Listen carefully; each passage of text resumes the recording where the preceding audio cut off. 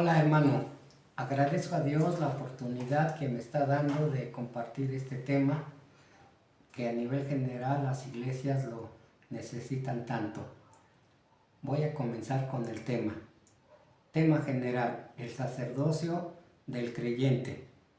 Empecemos definiendo lo que es un sacerdote.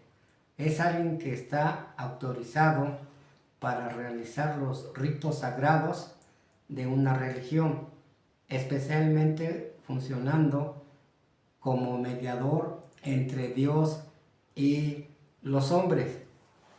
Este punto es bien importante que lo notemos porque muchas veces descuidamos este sacerdocio como cristianos, no le damos el peso que la palabra de Dios le da. Y qué bueno que nos pusimos a estudiar este tema porque siento que durante muchos años este tema no se ha dado en las iglesias locales. Todas las religiones tienen sacerdotes. Vamos a ver un poco de lo que es el trasfondo histórico del pueblo judío con respecto al sacerdocio arónico. Levíticos 8, 1 y 2. Dice así: habló Jehová a Moisés diciendo: toma a Aarón y a sus hijos con él, y las vestiduras, el aceite de la unción, el becerro de la expiación, los 2 carneros y el canastillo de los panes sin levadura. Versículo 11 y 12. Y roció de él sobre el altar 7 veces, y ungió el altar y todos sus utensilios, y la fuente y su base para santificarlos. Derramó del aceite de la unción sobre la cabeza de Aarón y lo ungió para santificarlo. Después Moisés hizo acercarse los hijos de Aarón y les vistió las túnicas y les ciñó con cintos y les ajustó las tiaras como Jehová lo había mandado a Moisés. Y de esa forma serán santificados y consagrados.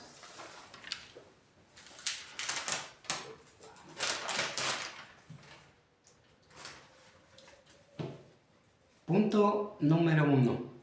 Requisitos del sacerdote cristiano. Vamos a ir comparando el sacerdocio arónico con el sacerdocio cristiano. Levíticos capítulo 21, 17 al 23 dice de esta manera: habla a Aarón y dile: ninguno de tus descendientes por sus generaciones que tenga algún defecto se acercará para ofrecer el pan de su Dios, porque ningún varón en el cual haya defecto se acercará, varón ciego, o cojo, o mutilado, o sobrado, o varón que tenga quebradura de pie, o rotura de mano, o jorobado, o enano, o que tenga nube en el ojo, o que tenga sarna, o empeine, o testículos mayugados. Ningún varón de la descendencia del sacerdote Aarón en el cual haya defecto se acercará para ofrecer las ofrendas encendidas para Jehová. Como vemos aquí, esta característica nos habla de lo que es los defectos que estorbaban para que los sacerdotes pudieran trabajar en el tabernáculo. Dice sin defecto, así como el sacerdocio arónico no debían tener defecto, y si alguno de sus descendientes tenían algún defecto, no podría ministrar en el santuario. Damos gracias a Dios que nosotros como sacerdotes no tenemos defectos. Porque 2 Corintios capítulo 5, versículo 17 dice de esta manera: de modo que si alguno está en Cristo, nueva criatura es, las cosas viejas pasaron, aquí todas son hechas nuevas. El que hayamos sido engendrados por el Señor Jesucristo, eso nos hace perfectos. No hay ningún defecto en nosotros, y por esa razón nosotros podemos servir como sacerdotes aquí en la tierra a favor de nuestros hermanos. También este texto nos enseña que tenemos el ADN de nuestro Señor Jesucristo. Por lo tanto, no tenemos defectos que nos estorben en cuanto a nuestro servicio sacerdotal. Segundo punto, tenían que demostrar su genealogía, y ahí en Esdras capítulo 8 versículo 1 dice de esta manera: estos son los jefes de las casas paternas y la genealogía de aquellos que subieron conmigo de Babilonia, reinando el rey Artajerjes. Nosotros, ¿cómo demostramos nuestra genealogía?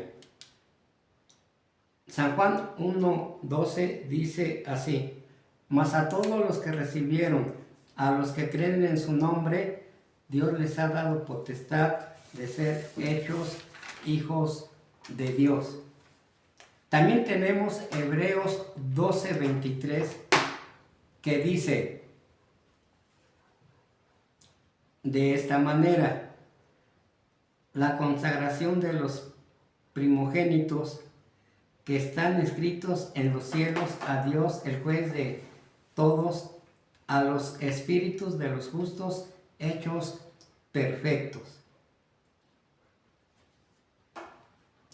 Estos textos realmente son importantes para cada uno de nosotros, ya que nos hablan de que nosotros tenemos una genealogía celestial, y esta genealogía celestial pues es por toda la eternidad. Así como los sacerdotes del tiempo de Levítico que estaban inscritos en sus genealogías, nosotros también lo estamos gracias al sacrificio perfecto de nuestro Señor Jesucristo.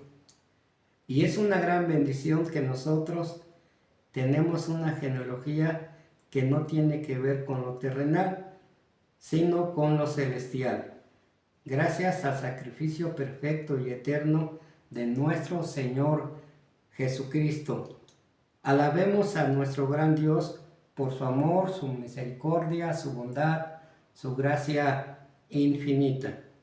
Tercer punto: vestidura especial. Éxodo 28, 40 al 42 dice así: para los hijos de Aarón harás túnicas, también les harás cintos y les harás tiaras para honra y hermosura. Y con ellos vestirás a Aarón, tu hermano, y a sus hijos con él, y los ungirás y los consagrarás y santificarás para que sean mis sacerdotes, y les harás calzoncillos de lino para cubrir su desnudez. Serán desde los lomos hasta los muslos. Acá aparece un principio bien importante para hoy en día los cristianos, sean hombres y mujeres. Satanás ha creado cosas que han perjudicado al cristianismo, y una de ellas es la vestimenta. La mayoría de las mujeres cristianas no se visten decentemente y con orden, sino que están haciendo lo que el mundo les enseña. Y acá este principio de que debe de cubrirle hasta los muslos, debemos de considerarlo para enseñarlo a las iglesias. Dios nos ha provisto a nosotros los redimidos, y hay textos que hablan de las vestiduras que Dios nos ha provisto. Isaías 61:10 dice así: en gran manera me gozaré en Jehová, mi alma se alegrará en mi Dios, porque me vistió con vestiduras de salvación, me rodeó con manto de justicia, como a novio me atavió y como a novia adornada con sus joyas. Apocalipsis 19, 7 y 8. Gocémonos y alegrémonos y démosle gloria, porque han llegado las bodas del Cordero y su esposa se ha preparado. Y a ella se le ha concedido que se vista de lino fino, limpio y resplandeciente, porque el lino fino es las acciones justas de los santos. Nosotros, como sacerdotes de Dios, es muy especial la vestimenta que el Señor nos ha dado. Estos dos textos nos hablan de lo importante que son nuestras vestiduras espirituales, ya que necesitamos de ellas, y así como Aarón y sus hijos se vestían de vestiduras hermosas, así también nosotros, de una o de otra manera, debemos de darle gracias a nuestro Dios por lo que Él nos ha concedido. Alabado sea nuestro gran Dios, porque nos ha vestido con ropas especiales, y no nos cansaremos de mencionar que solamente por el sacrificio perfecto de nuestro Señor Jesucristo en la cruz del Calvario es que podemos tener estas vestiduras especiales. Cuarto punto: santificación. Éxodo 29, 21 dice de esta manera: y con la sangre que estará sobre el altar y el aceite de la unción rociará sobre Aarón, sobre sus vestiduras, sobre sus hijos y sobre las vestiduras de estos, y él será santificado, y sus vestiduras, y sus hijos, y las vestiduras de ellos. Nosotros, como hijos de Dios y sacerdotes, también hemos sido santificados. Textos que demuestran esta gran verdad. 1 Corintios capítulo 1, versículo 2. A la iglesia de Dios que está en Corinto, a los santificados en Cristo Jesús, llamados a ser santos, con todos los que en cualquier lugar invocan el nombre de nuestro Señor Jesucristo. Lucas 1, 74 y 75 dice de esta manera: que librados de nuestros enemigos, sin temor les serviríamos en santidad y justicia delante de Él todos nuestros días. Hebreos 10:10 dice de esta manera: en esa voluntad somos santificados mediante la ofrenda del cuerpo de Jesucristo, hecha una vez para siempre. Hebreos 10:14 también dice esta gran verdad: porque con una sola ofrenda hizo perfectos a los santificados. Al estar analizando estas verdades, nuestra vida se llena de gozo, porque sin que nosotros lo mereciéramos, el Señor Jesucristo hizo posible que nosotros fuésemos santificados a través de el sacrificio perfecto que el Señor hizo por cada uno de nosotros. Tenemos que considerar esta acción de nuestro Señor Jesucristo a nuestro favor.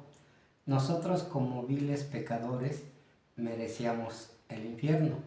Sin embargo, el Señor Jesús vino y tomó forma de siervo para que en la cruz del Calvario muriera por todos nuestros pecados y así santificarlos. Qué gran privilegio es este. Vamos a pensar en algunas aplicaciones de los puntos que hemos analizado. Número 1. Nosotros, por la gracia de nuestro Señor, no tenemos defectos. Por lo tanto, debemos cuidar nuestra personalidad y perfección que ya tenemos en Cristo Jesús. 2. Como ya hemos visto, nuestra genealogía está asegurada en Cristo Jesús. Debemos vivir de acuerdo a este principio y ser agradecidos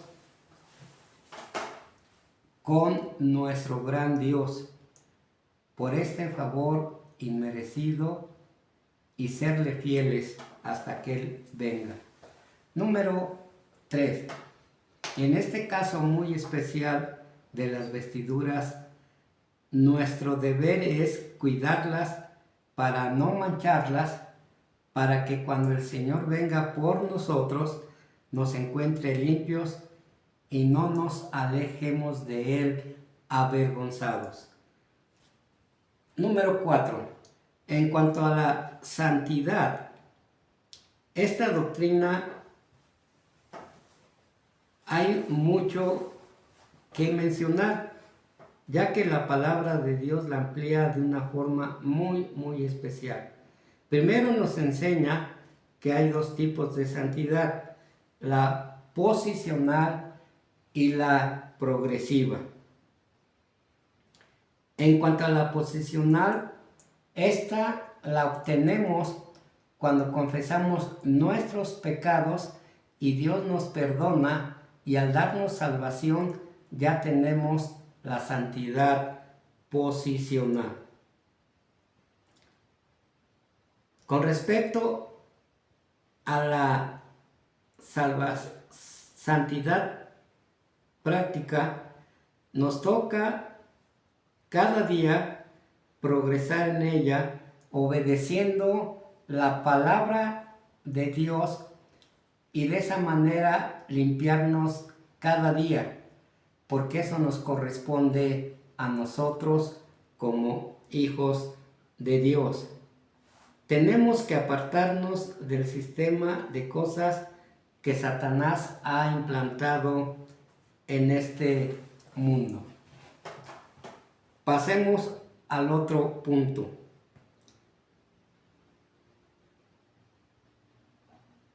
¿Cuáles son los oficios que nos tocan desarrollar? Número 1. 1 Timoteo capítulo 2 y 3 dice de esta manera: exhorto ante todo a que se hagan rogativas, oraciones, peticiones y acciones de gracias por todos los hombres, por los reyes y por todos los que están en eminencia, para que vivamos quieta y reposadamente en toda piedad y honestidad. Versículo 3. Porque esto es bueno y agradable delante de Dios nuestro Salvador. Qué importante es que consideremos esta actividad sacerdotal, porque es una orden del Señor, pero aparte de que es una orden, al realizarla, al estar orando por todos los hombres, Dios nos va a bendecir también a nosotros y a aquellos que están en eminencia gobernando a las naciones. A través de nuestras oraciones, ellos estarán pensando en darnos la oportunidad de seguir evangelizando y trabajando a su favor. Este ministerio de interceder por todos los hombres en los últimos años se ha descuidado mucho y hemos perdido mucha bendición de parte de nuestro Dios. ¿Cómo queremos evangelizar si ni siquiera oramos fervientemente por los que queremos evangelizar? Es necesario que como la iglesia le demos la importancia que tiene este ministerio, ya que de esta manera vamos a beneficiar a los hombres y a nosotros mismos. El ser cristiano implica varias cosas. Principalmente, el cristiano implica preocuparse por los demás. Ahora, ¿por qué decimos esto? Cuando el Señor Jesucristo en los días de su carne, toda su vida demostró interesarse por los demás, ayudándoles en todas las necesidades que ellos tenían. Por eso estamos diciendo que el cristianismo tiene que ver con ayudar a los demás. Y muchas veces somos egocéntricos pensando que como ya tenemos salvación, pensando que como ya vamos a ir al cielo, pues ya no nos preocupan los demás. Sin embargo, hay muchos mandamientos que el Señor tiene para nosotros y nos ha dicho de una forma clara y veraz que nosotros tenemos que preocuparnos por los demás como Él lo hizo. Ahora, el Señor Jesús, estando aquí en la tierra, Él nos dio el ejemplo supremo y el Evangelio de Juan capítulo 17, en la oración intercesora hacia el Padre, siempre estuvo rogando por los redimidos, siempre estuvo pensando en ellos. Ya en el capítulo 17 de Juan, se acercaba la hora en la cual Él iba a dar su vida por cada uno de nosotros. Y Él realmente no se preocupó por sí mismo, se preocupó por sus redimidos, por los suyos, por los que Dios le había entregado en sus manos. Qué bendición tan grande tenemos de nuestro Señor, que Él haya intercedido por nosotros. Si bien es cierto que hay muchas oraciones registradas en los evangelios de parte del Señor Jesucristo, pero esta es una de las oraciones más excelsas que podemos tener de nuestro Señor Jesucristo. Y por eso, por su ejemplo perfecto, nosotros también tenemos que interceder por los demás.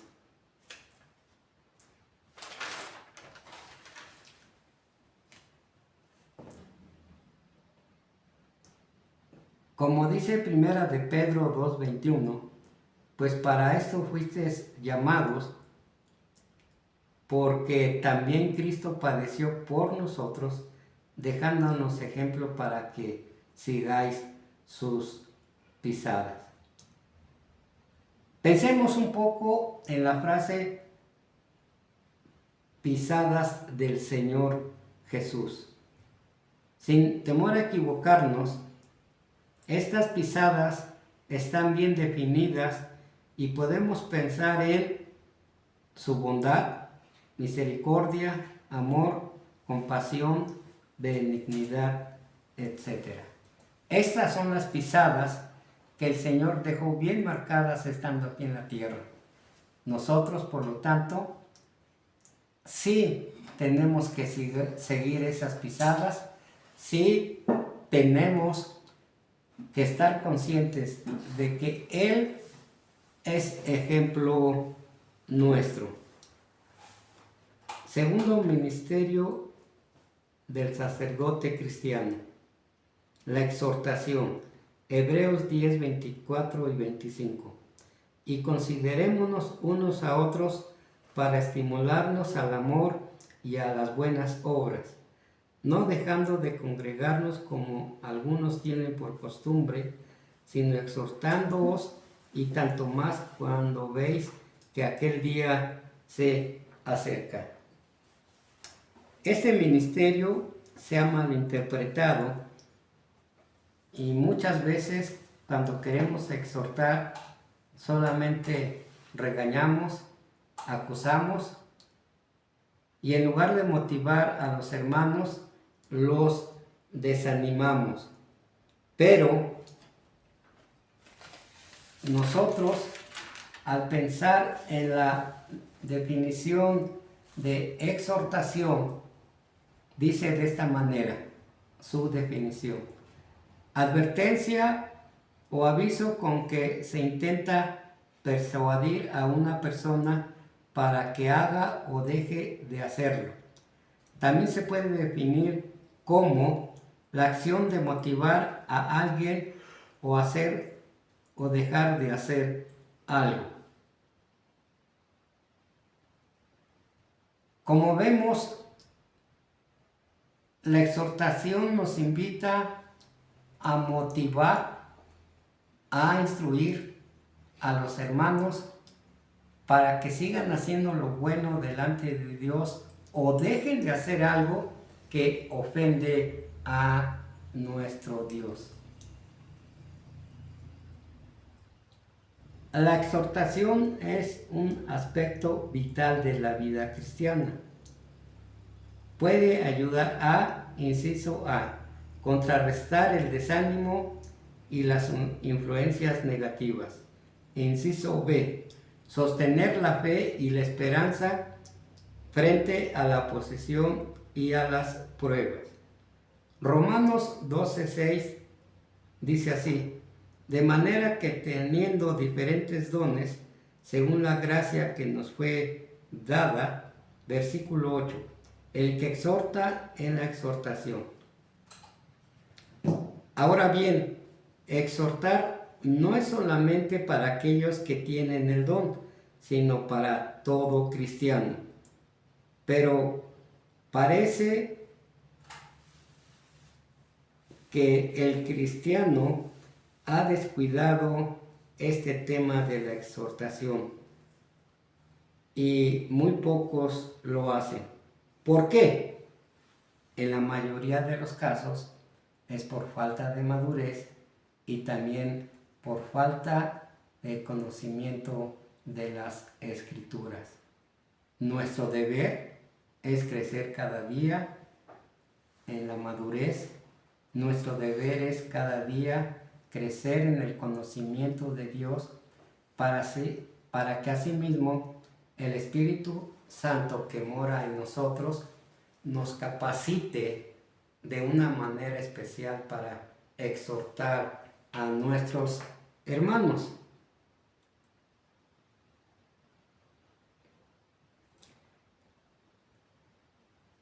Ya mencionamos que muy pocos hermanos realizan este ministerio. Nosotros como pastores de las iglesias tenemos que instruir a nuestros hermanos en este tema tan importante que es la exhortación. Y pues también es importante que nosotros demos ejemplo a ellos. Porque si nosotros lo predicamos y no lo hacemos, pues los hermanos no van a aprender algo práctico de cada uno de nosotros. Tercer ministerio. Hebreos capítulo 13, versículo 15 y 16 dice de esta manera: así que ofrezcamos siempre a Dios por medio de Él sacrificios de alabanza, es decir, fruto de labios que confiesen su nombre. Colosenses capítulo 3, versículo 16 dice de esta manera: la palabra de Cristo mora en abundancia en vosotros, enseñándoos y exhortándoos unos a otros en toda sabiduría, cantando con gracia en vuestros corazones al Señor con salmos e himnos y cánticos espirituales. Efesios 5:19 dice así: hablando entre vosotros con salmos, con himnos y cánticos espirituales, cantando y alabando al Señor en vuestros corazones. Apocalipsis 5:9 dice de esta manera: y cantaban un nuevo cántico diciendo: digno eres de tomar el libro y de abrir sus sellos, porque tú fuiste inmolado y con tu sangre nos has redimido. Y ahora nosotros, como hijos de Dios, tenemos que estar bien conscientes que tenemos que pensar en este sacrificio. También Salmos 145, 1:3 dice de esta manera: te exaltaré, mi Dios, mi Rey, y bendeciré tu nombre eternamente y para siempre. Cada día te bendeciré y alabaré tu nombre eternamente y para siempre. Grande es Jehová y digno de suprema alabanza, y su grandeza es inescrutable. Este tema de cantar y alabar a nuestro Dios es un tema muy amplio, y como sacrificio sacerdotal es quizá el más usado en las iglesias y en nuestras casas, ya que este sacrificio no requiere de mucho esfuerzo, no requiere de dinero, y quizá es el que más los cristianos realizan para beneficio de los hermanos y para beneficio personal. Ahora, en estos pasajes aprendemos algunos principios bíblicos. Uno de ellos es que debemos de cantar con el entendimiento, y esto requiere de concentración en nuestra vida. No podemos estar cantando a Dios pensando en otras cosas, porque muchas veces sucede eso en nuestras vidas, que cantamos y se nos olvida la razón de por qué estamos cantando y a quién estamos cantando. Entonces, el principio bíblico es que tenemos que hacernos conscientes de que debemos de cantar con el entendimiento. El otro principio bíblico es que nuestra vida tiene que estar limpia, porque si no está limpia, estemos cantando y cantando y cantando, Dios no nos va a escuchar. Así es que es importante que analicemos este otro principio bíblico. El otro principio bíblico es que no tenemos que cantar solamente de una forma audible. Uno de los textos que leímos dice que tenemos que cantar con el corazón. Y al cantar con el corazón, Dios, que es omnisciente, sabe qué es lo que le estamos cantando. Así es que este principio bíblico también tenemos que considerarlo porque sale de la palabra de nuestro Dios.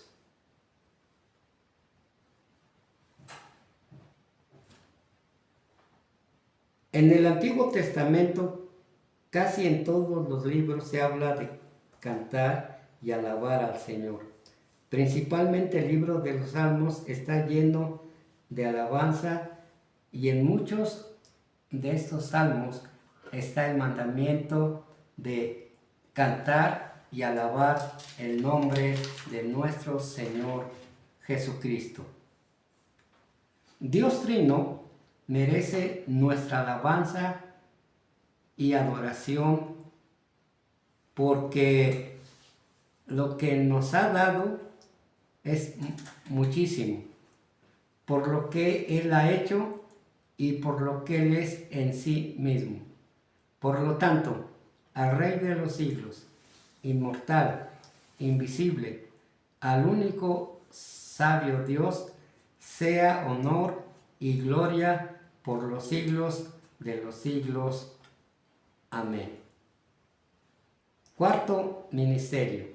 Hebreos 13:16 dice de esta manera: y de hacer bien y de la ayuda mutua no os olvidéis, porque de tales sacrificios se agrada a Dios. Efesios 4:28 dice así: el que hurtaba, no hurte más, sino trabaje haciendo con sus manos lo que es bueno, para que tenga que compartir con el que padece necesidad.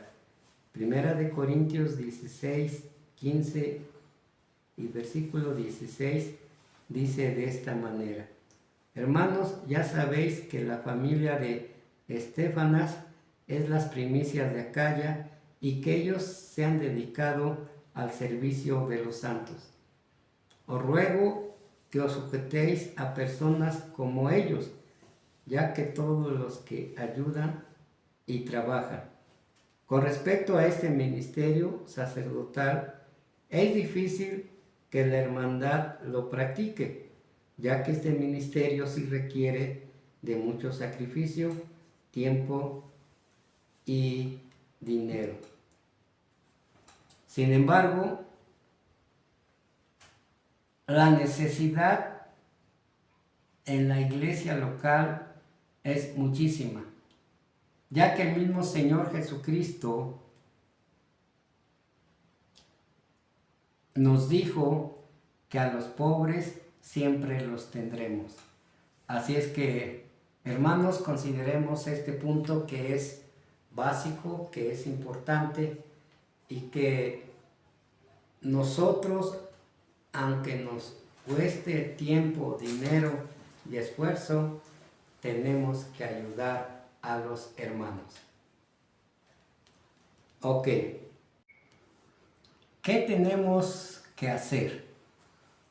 Bueno, nuestro deber es explicarle a la iglesia que la Biblia lo enseña y que es muy importante este ministerio de la ayuda mutua, enfatizar que la iglesia, que Dios se agrada de estos sacrificios, y si Él es nuestro Señor y nosotros sus siervos, tenemos que obedecerle en todo lo que nos manda. Nosotros como pastores tenemos que ser ejemplo en todos estos ministerios y de esa manera ellos aprenderán lo importante. Aquí es explicarles que hay mucha bendición al hacer todo esto, ya que Él no es deudor de nadie. La Biblia nos enseña en Mateo 19:29 que dice así: cualquiera que haya dejado casas, o hermanos, o hermanas, o padre, o madre, o mujer, o hijos, o tierras por mi nombre, recibirá 100 veces más y heredará la vida eterna. Pensando en este gran privilegio que tenemos de servir a nuestro Dios y a nuestros hermanos, es bien necesario que realmente lo practiquemos. Quinto ministerio: ofrenda para las misiones. En Filipenses capítulo 4 dice de esta manera, versículos 14 al 18. Sin embargo, bien hicisteis en participar conmigo en mi tribulación. Y sabéis también vosotros, oh filipenses, que al principio de la predicación del Evangelio, cuando partí de Macedonia, ninguna iglesia participó en mis necesidades, sino solamente ustedes, mandándome una y otra vez ofrendas de amor para el ministerio que yo estaba desarrollando.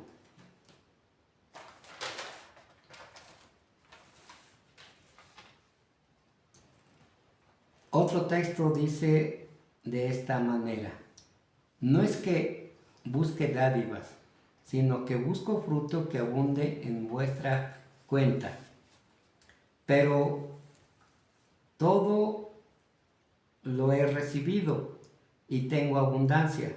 Estoy lleno, habiendo recibido de Epafrodito lo que ustedes, en olor fragante y sacrificio aceptable a Dios. Mi Dios pues suplirá todo lo que os falta conforme a sus riquezas en gloria en Cristo Jesús. Pensemos un poco en el trasfondo histórico de aquella época, 50 años después de Cristo. Las condiciones eran abrumadoras y peligrosas. Por todos los lados, por barco, huracanes, carruajes, bandidos, a pie, caminos escabrosos. No era fácil que una ofrenda llegara a su destino. Las iglesias podían pensar en lo peligroso de mandar ofrendas y desistir. Sin embargo, vemos que amando al Señor y obedeciéndole, no les importó los peligros, porque ellos sabían que Dios iba a cuidar de esas ofrendas hasta que llegaran a sus destinatarios. Y eso nos debe de hacer reconsiderar nuestra situación hoy en día, porque nosotros, teniendo todos los medios para poder mandar ofrendas a las misiones, y aun aunque tenemos dinero, no lo hacemos. Roguemos a nuestro Dios para que toque nuestros corazones y de esa manera poder comenzar a realizar este ministerio tan importante. Creo que muy pocas iglesias aquí en México participan de este ministerio tan hermoso y a la vez tan necesario. Pensemos un poco en algunas frases de nuestro pasaje.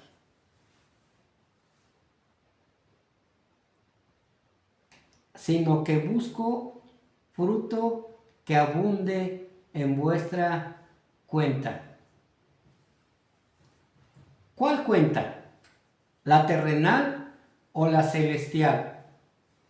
Claro que es la celestial, ya que el Señor nos enseña que en la cuenta bancaria terrenal los ladrones minan y hurtan y el orín corrompe.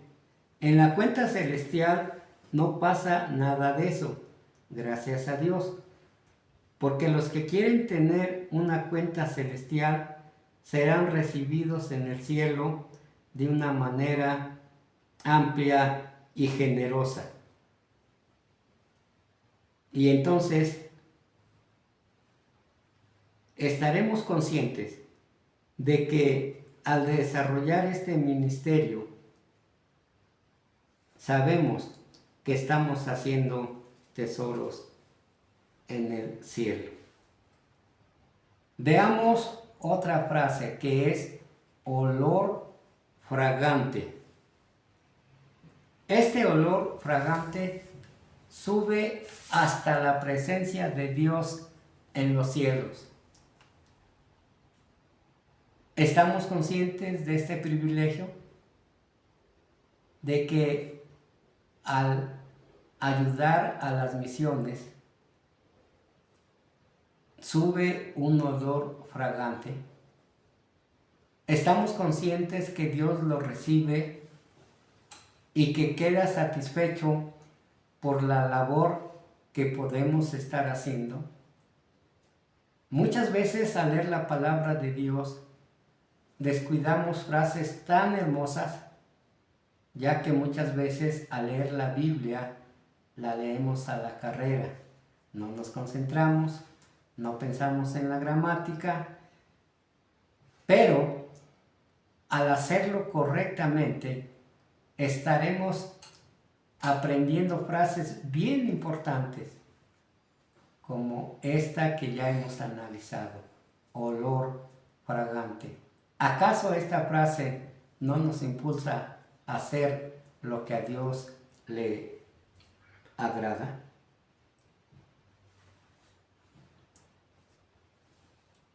Veamos lo que la palabra de Dios nos sigue enseñando. Gracias a este ministerio, el mundo de aquel entonces se llenó del Evangelio. Pasaron los siglos y para el siglo XVII llegó el Evangelio a Estados Unidos y en el siglo XVIII llegó a México y a Latinoamérica el evangelismo. Mencionaré una poesía o himno y esto nos motivará a cumplir nuestro sacerdocio. Dice de esta manera: Cristo, al contemplarte sobre la cruz morir, y por mis pecados la maldición sufrir, muéveme tu gracia a la adoración y a seguirte siempre con tal devoción. Veo tus heridas, pienso en tu dolor, miro anonadado cuán grande fue tu amor. Y mi ser pregunta: ¿qué podré yo dar al que en un madero muere en mi lugar? Sé que tú llevaste toda mi maldición y que así lograste mi justificación. Soy por eso tuyo por la eternidad. Tuyo es mi cuerpo y mi voluntad. Recapitulando lo que hemos estudiado en este momento. Requisitos del sacerdote del creyente: no tener defecto. Nosotros como hijos de Dios tenemos el ADN de nuestro Señor, por lo tanto no tenemos defecto y por eso podemos desarrollar nuestro sacerdocio. Mostrar nuestra genealogía. Ya vimos San Juan 1:12 y Hebreos 12:23. Son muy claros en cuanto a nuestra genealogía. Número 3. Vestiduras especiales. Isaías 61:10 y Apocalipsis 19:7 y 8. Estos textos son muy alusivos a nuestras vestiduras. Número 3. Vestiduras especiales. Ya hemos leído Isaías 61:10 y Apocalipsis 19:7 y 8. Estos textos son muy alusivos a nuestras vestiduras. Número 4. Santificación. Primera de Corintios capítulo 1 y versículo 2. Lucas 1, versículos 74 y 75. Hebreos 10:14. Estos textos son muy claros para que nos demos cuenta que nuestra santificación está asegurada. 5. Ofrendas misioneras. Filipenses 4:14 al 18. En esta última explicábamos que aquí en México hay muy pocas iglesias que ofrendan para la obra misionera. Dos últimas aplicaciones. La primera, Hebreos 10:23. Mantengamos firme sin fluctuar la profesión de nuestra esperanza, porque fiel es el que prometió. Este versículo tiene grandes enseñanzas y una de ellas es que tenemos que mantener nuestra profesión. Creo que esta palabra de mantener la ocupamos cotidianamente y en este caso tenemos que aplicarla a nuestra profesión. No nos olvidemos que solamente a través de los recursos que Dios nos ha dado, como es su palabra, como es el Espíritu Santo, como es la oración y aún nuestros hermanos, podemos mantener esta profesión hasta que Él venga por cada uno de nosotros. Segunda aplicación. Como sacerdotes debemos cuidar nuestras vestiduras, no mancharlas y debemos cuidarlas. También nuestra santidad, no pecando, para que seamos útiles en las manos de nuestro Dios y así cumplamos con nuestro sacerdocio hacia los creyentes. Suyo en Cristo, Salomón Sanabria Romero.